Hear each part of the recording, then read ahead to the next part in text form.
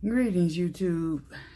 Chapter 7 has 3 parts because I keep messing up. This is my 4th time reading this, and hopefully I can make it to the end. But if I don't make it to the end, I'm just going to give you an update in Chapter 8, so I just won't be totally defeated. Okay, we left off with Darnell's letter. He says, "My mom likes to cook. You and her will probably get along well. I gotta go, baby. Happy birthday. Hope you like the handkerchief. It represents what you are to me. I love you, Daddy." An African queen donned the handkerchief Darnell sent for my birthday. I still have it. Around mid-December, I received a letter from Tevin apologizing for offending me. He wrote, "Your letter is exactly as I knew it would be. You are so predictable," which isn't a bad thing at all. I knew my letter would trigger the reaction that it did. Now allow me to apologize for offending you with my words. It was not my intent. I just had to set the record straight. I am not Tyrone or any other pen pal you write to. I am a real man, and you will respect me as such, as I respect you as a strong, beautiful black woman. I know you will, Chris, not only because I am something you are not accustomed to, but because you are old-fashioned and your nature is to do such. Plus, you are a faithful, God-fearing woman who knows her place as a companion. I respect and admire you so much. Please don't be mad at me for wanting you to be close to me as you have become with others who are not fully deserving of your time and experience.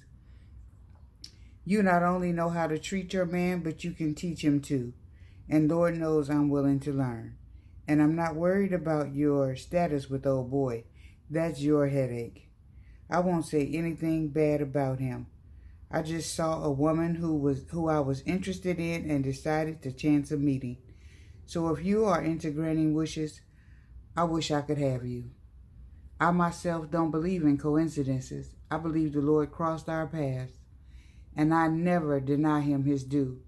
But if you feel you need to discontinue writing me, you do whatever floats your boat. But I promise I am something you have never experienced. So if you are scared of a strong, straightforward, game-free, 6'1", 225-pound chocolate brother, then here's your chance to run. But if you're a big girl, and I know you are, hurry and write me. And can you send me a picture? I seen Tyrone's, but I want to have one for myself. Please take care and stop thinking about not wanting to write me after the holidays or after dealing with issues. Those excuses don't cut it. Call me selfish or whatever. I want mine. No more, no less. Not only would I like to keep corresponding, but I'm also placing you on my visiting list. Whenever your schedule permits, I will be expecting you, Chris. I love the card with the 2 black angels. Thank you so much, and thank you for telling me old boy is not whom you're planning to be with. Will you place me further in your business and let me know whom this extremely lucky person is? Love and loyalty, Tevin. Tevin called me Chris because he thought it sounded sexy. I had never heard his voice, but it sounded sexy when I read it. I could feel his tone when I read his letters, and he knew what to say to get under my skin. He made me want to slap him and hug him at the same time. I needed to know what he looked like, so I considered visiting. Right before Christmas, the cards and letters were pouring in. Mixed between the bills and well wishes was a letter from Carl. He apologized for not responding earlier and asked me to forgive him. He wished me a Merry Christmas and asked if I wanted him to pass my address on to a friend of his who was willing to write me back. He stated that he was busy doing this and that, therefore did not wish to correspond. I quickly wrote I had bit off enough to chew, but thanked him for thinking about me. Right after Christmas, I got a letter from Jeremiah. I had not heard from him in a while. He wrote, "Just something small to let you know I made it to the halfway house a day before Christmas. I am happy, and I wish you the same. May the new year be sweet as well, and you and your kids have a wonderful time. Christine, my days have been fun to where I could where I can't complain because my wish came true. I am home for Christmas.